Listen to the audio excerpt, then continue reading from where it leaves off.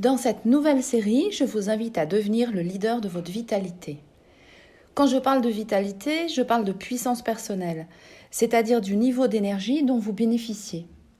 Plus votre niveau d'énergie est élevé, plus votre vitalité est grande et plus votre corps bénéficie de tout ce dont il a besoin pour être bien. Et plus vous vous sentez frais et serein dans votre corps, plus vos prises de décision sont lucides et rationnelles, car vous vous sentez pleinement en confiance, en pleine possession de vos moyens. C'est cette assurance que j'appelle la puissance personnelle. Je ne parle en aucun cas de jeu de pouvoir et de puissance sur autrui. La puissance dont je parle est uniquement en rapport avec la notion de plein potentiel physique, mental et émotionnel. On peut transposer cela en chiffres. Le taux d'hématocrite, précisé par l'analyse de votre sang, est le reflet de votre niveau de vitalité.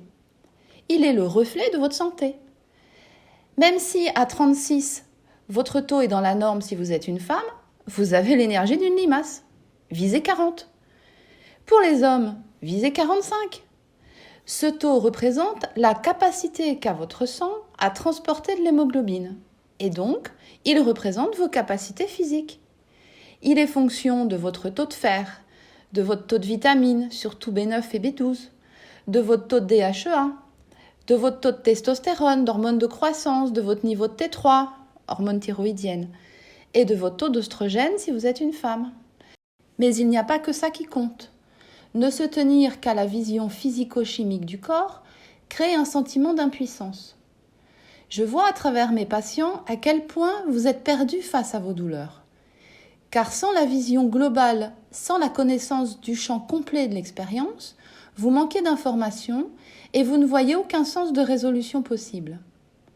Votre corps possède cette vision globale qui vous fait défaut. C'est pour cela qu'il peut tout gérer à votre place. Pour vous, cette vision globale est difficile à appréhender car elle comprend la partie consciente de ce que vous voyez, connaissez et sentez de votre vie et une énorme partie qui existe totalement en dehors de votre champ de conscience. En tant qu'être humain, la grande majorité de ce que vous êtes, de ce que vous vivez, de ce en quoi vous croyez et des décisions que vous prenez provient d'un espace en vous qui vous est directement inaccessible. Seul votre corps y est connecté.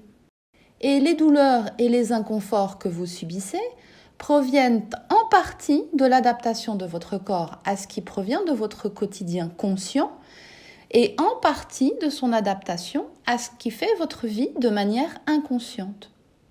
C'est parce que votre corps est connecté et réagit à une partie de vous que vous ne connaissez pas, qu'il peut présenter des douleurs et des inconforts qui n'ont aucun sens pour vous.